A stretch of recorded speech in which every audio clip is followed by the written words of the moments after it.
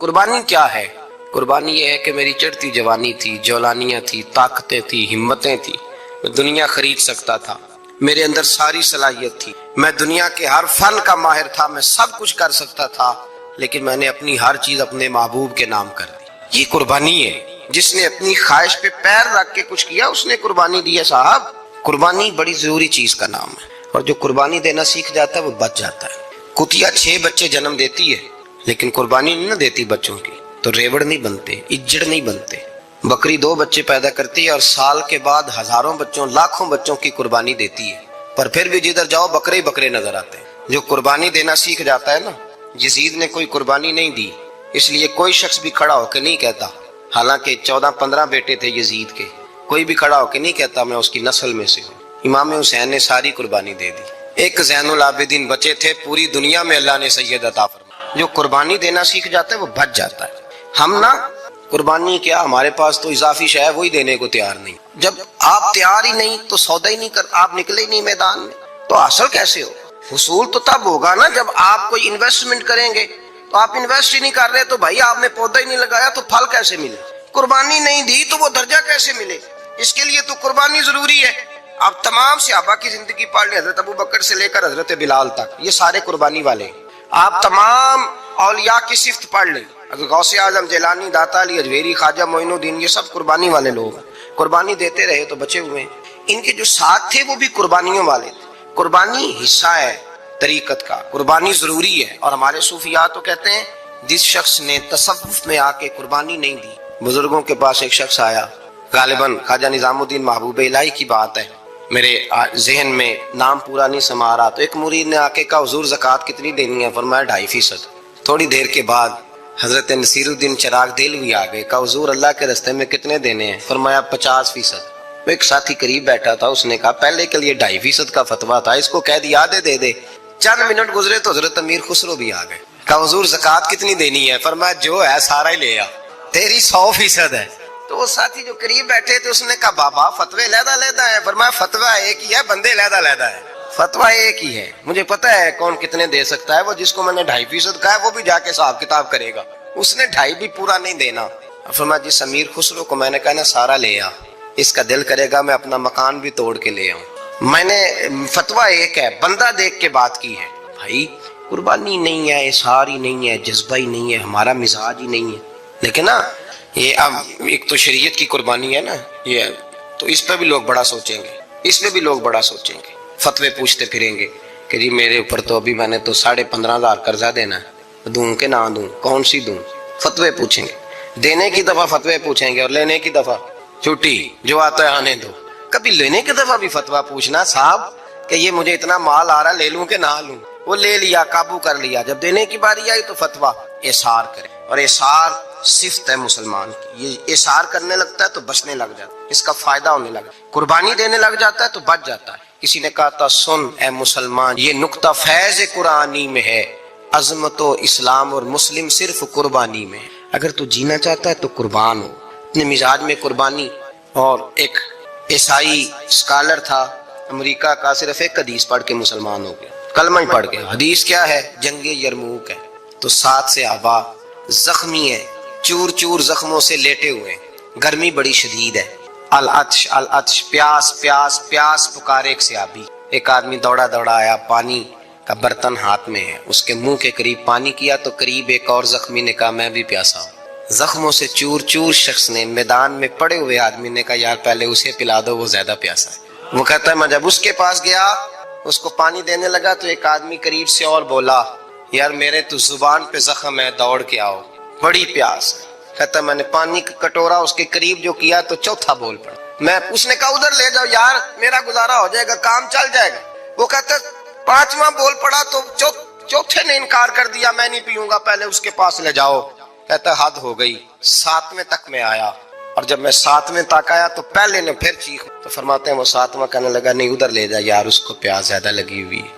کہتے جب میں اس تک گیا تو وہ جام شہادت نوش کر چکا تھا۔ پلٹ کے دوسرے کے پاس آیا تو وہ بھی فوت ہو گیا، تیسرے کے پاس آیا تو وہ بھی رب کریم کی بارگاہ ناز میں حاضر ہو گیا، 7 شہید ہو گئے۔ تو پانی کا کٹورا میرے ہاتھ میں رہا، میں کبھی آسمان دیکھتا، کبھی زمین دیکھتا، کبھی پانی دیکھتا، کبھی میں ان 7 شہیدوں کے چہرے دیکھتا، پھر دل میں خیال آیا یہ تو گردنیں کاٹنے والے تھے، یہ تو ایک دوسرے کو قتل کرنے والے تھے، یہ تو خون پینے والے تھے۔ آج یہ سارے اس لیے کر رہے ہیں کہ سارے محمد عربی کے غلام بن گئے، رسول اللہ صلی اللہ علیہ وسلم کے نوکر۔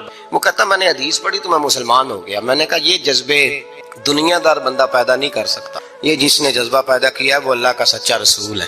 میرے بھائی اظہار کا مزاج پیدا کریں۔ قربانی تو نہیں رہی معاشرے میں، اظہار ہی تو نہیں ہے۔ جب مکے والے مدینے آئے انصار مدینہ تو میرے مصطفیٰ کریم نے فرمایا نہ تمہاری نسلیں ایک ہیں نہ قبیلے ایک ہیں، لیکن تمہارا نبی ایک ہے، تمہارا رسول ایک، خدا ایک، کتاب ایک، تمہارا میری وجہ سے رشتہ ہے۔ چلو اپنے بھائیوں کے ساتھ اظہار کرو، چلو اظہار کرو۔ اگر کسی کے 2 مکان تھے تو اس نے ایک اس کو دے دیا جو مکے سے آیا تھا، 2 باغ تھے تو ایک دے دیا، کسی کے پاس ایک تھا تو آدھا بانٹ کے دے دیا، ہر چیز تقسیم کر دی۔ حالات بدل جاتے ہیں، حالات بدل جاتے ہیں۔ تلک الایام نداولها بین الناس، اللہ لوگوں کے درمیان دن بدل دیتا ہے، حالات بدل گئے۔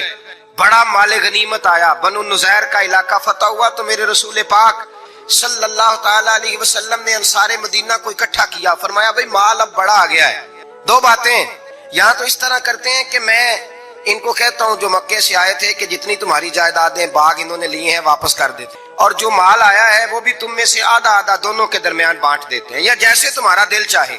تمہارے مال بھی واپس کرتے ہیں اور جو وہاں سے مال آیا وہ تمہارے بیچ بانٹ دیتے ہیں، یا اگر تم کہو تو یہ مال ان کو دے دیتے ہیں مہاجرین کو، تمہیں تمہارے مال واپس مل جاتے ہیں۔ حضور نے پوچھا انصار مدینہ سے، حضرت سعد بن معاذ، سعد بن عبادہ تڑپ کے کھڑے ہوئے، عرض کی محبوبہ میں تو ابو بکر کو جانتا ہی نہیں تھا، حضور مجھے کیا پتا عمر کون ہے، میں کیا جانوں عثمان غنی مولا علی کی عظمتوں کو، محبوبہ میں نے تو تجھے ان کی طرف مسکرا کے دیکھتے ہوئے دیکھا ہے، تیرا جلوہ دیکھا ہے، تجھ سے در در سے سگ سگ سے ہے مجھ کو نسبت، یا رسول اللہ صلی اللہ علیہ وسلم ہم سے مشورہ نہ کریں، آپ اس طرح کریں جو جائیدادیں ہم نے انہیں دی ہیں وہ بھی ان کے پاس رہنے دیں، اور جو مال آیا ہے وہ بھی ان میں تقسیم کر دیں، اس لیے کہ ہمیں تو بس اتنا پتا ہے کہ یہ آپ کے غلام ہیں، آپ کے نوکر ہیں، ہمیں اس سے زیادہ کسی چیز کے کوئی غرض ہے، بس آپ کے غلام ہے، بات ختم ہو گئی۔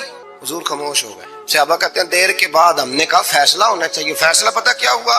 حضور نے ہاتھ اٹھائے، کہا اے اللہ میرے مدینے والوں پہ رحم فرما، اے اللہ میرے انصار پہ رحم فرما، اللہ ان کے جذبے قبول فرما۔ بھائی اظہار والی زندگی، وہ کیا بات ہوئی کہ میں نے بڑی قربانی دی ہے، اور جب تک تو قربانی نہیں دیتا تو قدر والا نہیں ہوتا۔ جو چیز قربانی سے حاصل ہوتی ہے اس کی قدر ہوتی ہے، جو چیز مفت میں آ جاتی ہے اس کی کوئی قدر نہیں ہوتی، کوئی قدر نہیں۔ میں اکثر سوچتا ہوں کہ حضرت خواجہ اجمیری کے خلیفے اجمیر میں بھی تو ہونے چاہیے تھے نا، لیکن ان کے خلیفے اجمیر میں نہیں ہوئے، دلی میں ہوئے۔ تو میں سوچتا ہوں دلی والوں کے خلیفے دلی میں ہونے چاہیے، لیکن دلی میں نہیں ہوئے، پاک پتن میں ہوئے، تو پاک پتن والوں کے یہاں ہو جاتے۔ اس لیے کہ قربانی جو دیتا ہے نا، جو دور سے چل کے آتا ہے وہ قربانی کرتا ہے، قربانی دیتا ہے، اس کو قدر زیادہ ہوتی ہے۔ حضور صلی اللہ علیہ وسلم کے پاس ایک مہمان آ گئے رات کے وقت میں، جب وہ آئے تو حضور نے پوچھا کھانا کھانا ہے؟ تم نے کہا کھانا ہے۔ جھوٹ اور بھوک کو جمع کرنا منع ہے، کہا جی کھانا ہے۔ تو حضور صلی اللہ علیہ وسلم نے فرمایا ازواج مطہرات کے گھروں میں پتہ کرو کچھ ہے۔ حضرت ام سلمہ کے گھر میں پتہ کیا تو کہا یا رسول اللہ 4 دن سے روٹی نہیں پکی۔ حضرت زینب سے پوچھا تو کہا حضور کئی دن سے چولہا ہی نہیں جلایا۔ حضرت عائشہ صدیقہ، حضرت میمونہ، حضرت سودا، تمام گھروں سے بظاہر یہ 2 جہاں کے شاہ ہیں، پر پاس کچھ رکھتے نہیں، 2 جہاں کی نعمتیں ہیں ان کے خالی ہاتھ میں، ہر چیز ہے پر فقر اختیاری ہے، کوئی شے نہ ملی۔ تو نبی پاک صلی اللہ علیہ وسلم نے مسجد میں اعلان کیا، فرمایا کون ہے جو میرے مہمان کو روٹی کھلائے؟ ان لفظوں کا حسن کوئی حسن والا ہی سمجھ سکتا ہے۔ فرمایا کون ہے جو میرے مہمان کو کھانا کھلائے؟ تو ایک صحابی لے گئے اور اٹھے وہ صحابی جو صحابہ میں غریب تھے، ایک انصاری جو غریب آدمی، بہت زیادہ امیر آدمی اللہ کی راہ میں خرچ نہیں کر پاتا، اس کے لیے مشکل ہو جاتا ہے۔ اس کے لیے بہت امیر آدمی جو ہوتا ہے نا، وہ جتنا زیادہ امیر ہوتا ہے نا اتنی دیوار اس کے گرد کھڑی ہو جاتی ہے پیسوں کی، مشکل ہو جاتا ہے اس کے لیے۔ غریب آدمی کھڑے ہوئے، اگرچہ میرے محبوب کے غلاموں میں جو بڑے امیر تھے وہ بھی خرچ کرنے میں بڑے آگے تھے، حضرت عثمان غنی رضی اللہ تعالیٰ، حضرت عبد الرحمن ابن عوف، حضرت ابو بکر صدیق رضی اللہ۔ لیکن یہ غریب آدمی کا حضور میں لے جاؤں گا، میں لے کے جاؤں گا، یہ بخاری مسلم ہے۔ حضور نے فرمایا لے جاؤ، وہ اب سے آپ ہی گھر لے گئے اور بیوی سے مشورہ کیا۔ بات پہ غور کرنا، ہر چیز کی بھوک دیکھی جا سکتی ہے، بچوں کی نہیں دیکھی جا سکتی۔ وہ انصاری حضور کے مہمان کو گھر لے گئے، جا کے بیوی سے مشورہ کیا، کہا بھلی مانس گھر میں کچھ ہے؟ تو اس نے کہا تھوڑا سا بچوں کے لیے کھانا رکھا ہے، بچوں کے لیے۔ بچے تو بزدل کر دیتے ہیں، بچے تو آدمی کو بزدل کر دیتے ہیں، بچے تو مار دیتے ہیں، کلیجہ پھٹ جاتا ہے بچہ بھوکا ہو تو، نیند نہیں آتی۔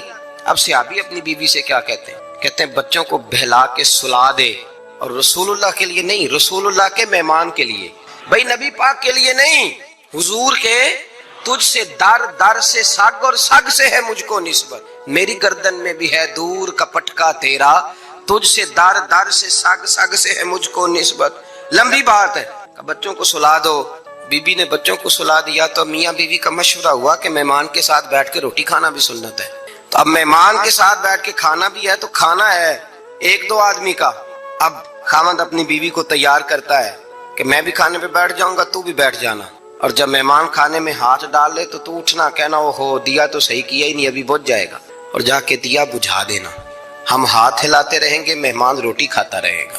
اور یار اس درد کو، اس کیف کو سمجھو، گھر میں بچے بھی بھوکے، بچوں کی ماں بھی بھوکی، بچوں کا باپ بھی بھوکا، دسترخوان پہ روٹی لگ گئی، روٹیاں چن ڈالی، بی بی اٹھی کہنے لگی او ہو چراغ تو صحیح کیا ہی نہیں، یہ تو بجھ جائے گا۔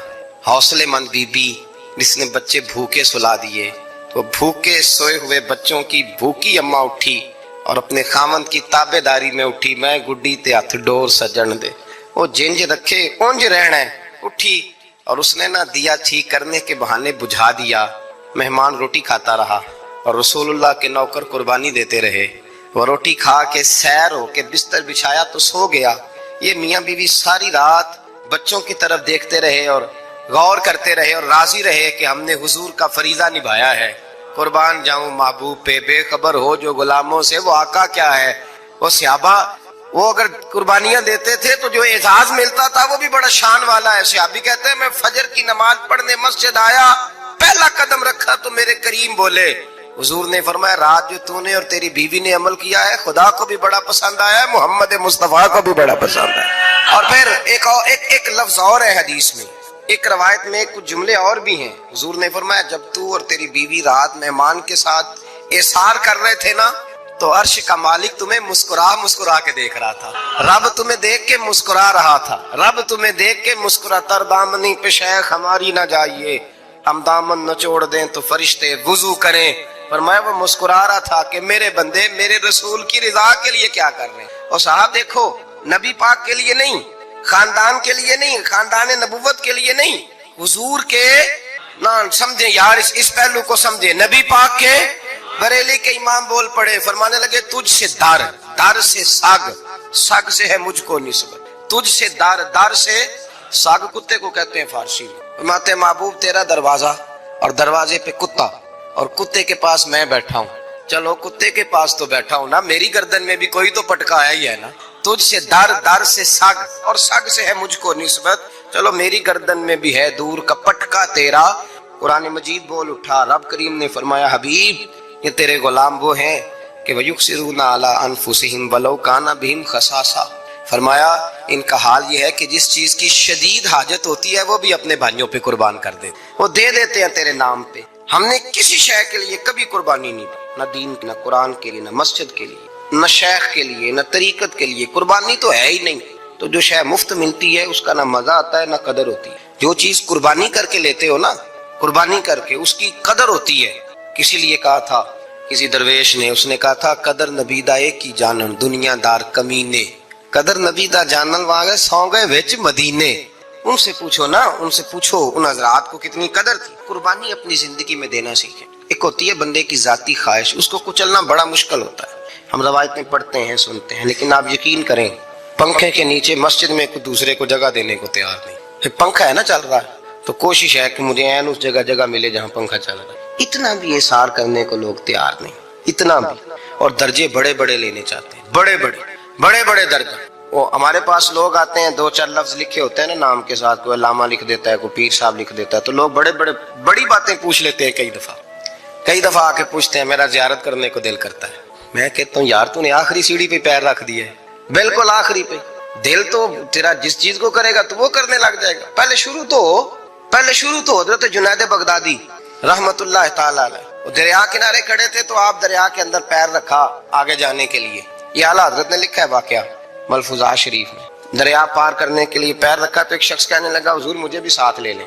آپ نے فرمایا میں دریا پار کروں گا تو اس طرح کرنا، میرا کرتا پکڑ لے اور یا جنید کہنا شروع کر، یا جنید۔ اس پہ فتویٰ بھی لگ جاتا ہے، پر کیا کرے، اب مسئلہ تو صحیح ہے نا۔ تو پیر میرا پیچھے سے کرتا پکڑ لے اور یا جنید کہہ، وہ کہتا ہے پیر رکھا نا حضرت نے پانی میں تو میں بھی پیچھے۔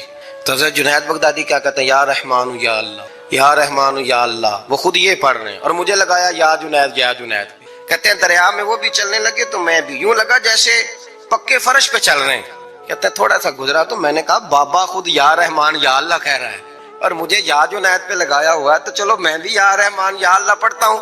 کہتے ہیں میں نے یا رحمان یا اللہ کہا تو میں ڈوبنے لگ گیا، دریا میں ڈوبنے لگا۔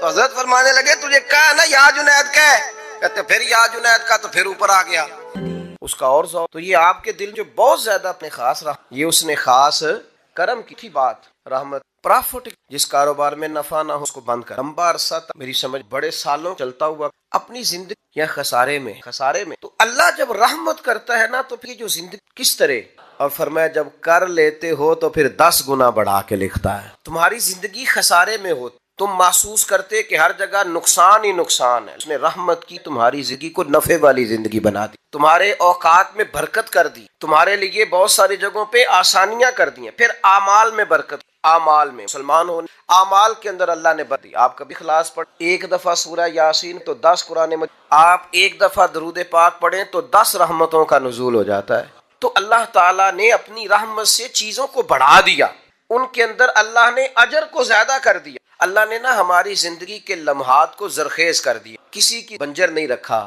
فرمایا تم ہوتے رہنا، 10 گنا سے لے کر 700 گنا تک تمہیں اجر دیا جائے، یہ اچھی اتنا اجر ہے۔ پھر ایک 5ویں بات جو اس تعلق سے بڑی سمجھنے والی ہے اور قابل، اللہ تعالیٰ نے ایک اور انعام بھی، ایک اور کرم بھی اپنے کیا ہے کہ بات چھوٹی چھوٹی نیکیوں سے اللہ راضی ہو۔ آفیسر اپا معذرت بگڑ جاتا ہے، غور ہی نہیں، وہ 90 چکر میں پڑ جاتا ہے۔ آپ کس حد تک جائیں گے، اور آپ یقین کریں کہ ذرا اگر آپ نے کو تنبیہ کر دی، آپ کی رائے اس کی رائے سے ٹکرا گئی، جو کہہ رہا تھا آپ نے ہاں میں ہاں نہیں ملائی، آپ نے کہ میں یہ بگڑ جائے گا۔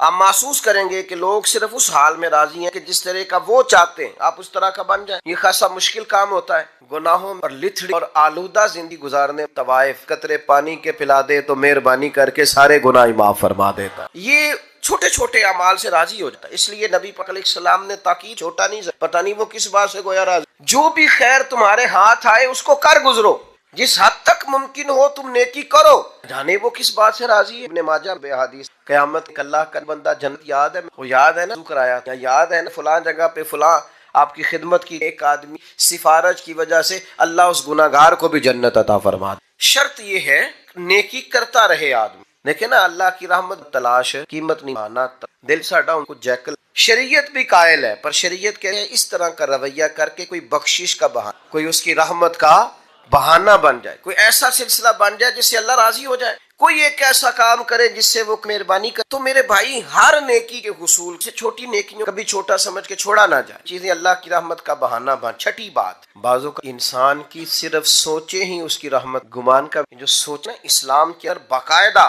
گمان پر پابندی لگائی گئی ہے کہ اجتنبوا کثیرا من الظن اسم، تم نے بری سوچ سے، برے گمان سے بچنا ہے۔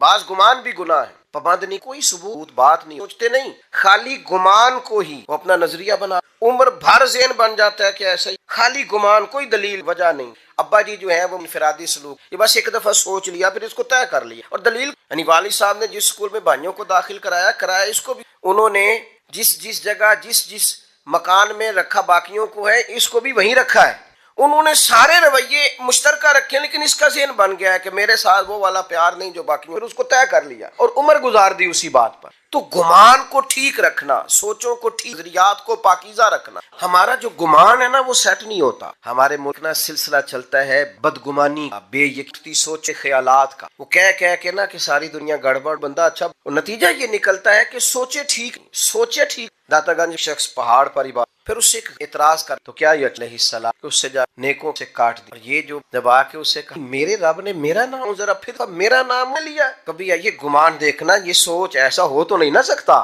جب تک رب نہ چاہے۔ اس نے عرض کی کہ میرا وجود اتنا بڑا کر دیا جائے کہ میں سارے دوزخ میں پورا آ جاؤں، اللہ کا کوئی اور بندہ سزا نہ پائے، اسے کہو میں نے اسے کہہ دو میں نے اس کے لیے جنت کا فیصلہ کر، اور اسے کہہ دو قیامت میں یہ جس جس کی سفارش کرے گا میں ان سب کو بھی جنت عطا کر دوں. گمان تو ارادے تو زبردست قسم کی منصوبہ اور سارا چالاکی زبردست لوگ باس میں نہیں آتے اور وہ سمجھتے ہیں کہ شاید یہ فن اور یہ بولنا اور یہ جو منصوبہ میرے ذہن کی تیزی ہے یہ میرا کمال ہے. مثبت یہ تیرے اوپر اللہ کا خاص انعام تھا لیکن تو نے غلط رنگ اختیار کیا. میرے عزیز یاد رکھیے گا اچھے بان سے اللہ راضی ہوتا. ساتھ بعض دن آ جاؤں کچھ بڑے بڑے تاجر وائستہ اور رنگ یہ خاص دن ہے. اس دن کا ذکر قرآن مجید نے نام لے کے بیان فرمایا. سید الایام ہے.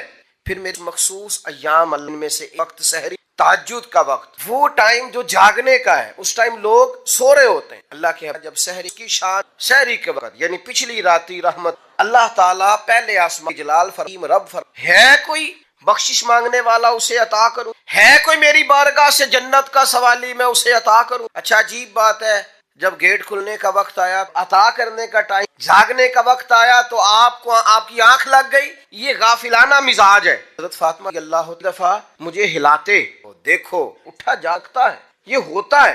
تو سحری کا وقت ایک ایسا وقت ہے جس میں اللہ راضی ہوتا ہے. ہماری اس بات پر بسم اللہ ناراض نہ ہو لیکن میں اپنا نظریہ عرض کر رہا ہوں کہ اب اس کے لیے کچھ کرنے یہ کوئی مسئلہ ایسا ہے کہ جس کے لیے فقہ کی 4 کتابیں پڑھیں گے تو سمجھ میں آئے گا کہ پہلے بسم اللہ تو جو قوم یعنی بالکل بنیادی اور ضروری بات ہے کہ آپ کھانے سے پہلے بسم اللہ پڑھ لیں. اور میرا خیال ہے اسے ہی آتی ہے. ہو سکتا ہے جس کو با کی الف کی اور لام کی پہچان نہ ہو ہا کی پہچان نہ ہو اسے ویسے ہی آتی ہو زبانی یاد ہو گئی ہو. مزاج کس نے بنا بالکل بنیادی باتیں بھی اگر ہم ان پر غور نہیں تو سحری میں نماز کا پابند ہونا بہت گزارنی پیچھے رہ گیا نقصان میں رہ گیا کمزور رہ گیا. پہلے بھی بڑا ہی زور اس کے اخلاق درست کی عبادات کا معاملہ درست اسی پر اللہ اسی طرح کے ایام پھر شب رمضان کی ہر رات بھی ہے پر کس کے لیے. ایک ساتھی فرماتے ہیں یہ ہر شب بھی اور جو قدر نہ کرے کی رات بھی کوئی مال خرید کی رات بھی چلتا رہے کام. اگر قدر کرے گا تو ہر شب قدر ہے اور اگر قدر نہ کرے تو جتنی مرضی شب قدر گزر جائے. یہ تو قدر والوں کے لیے. آپ اس کو سمجھ لیں اس پر غور کر لیں کہ اللہ نے وقت دیا ہے کہ آ جا رحمت برسے گی تو شب برات پہ آ جا کرم ہو جائے گا. آ جا شب قدر کی رات کرم ہو جائے گا. نہیں کہتا ہے کہ رحمہ تیرے رب نے اپنے ذمہ کرم پر رحمت کو خاص کر لیا ہے. پر آ تو حدیث سنو بخاری مشکات میں نبی پاک فرماتے بندے سے گناہ ہو جائے پھر نہ غالب آتا ہے پھر عرض کرتا ہے یا رب یا رب یا رب اللہ میں بھول گیا میری مدد فرما مجھے معاف کر دے. گواہ ہو میں نے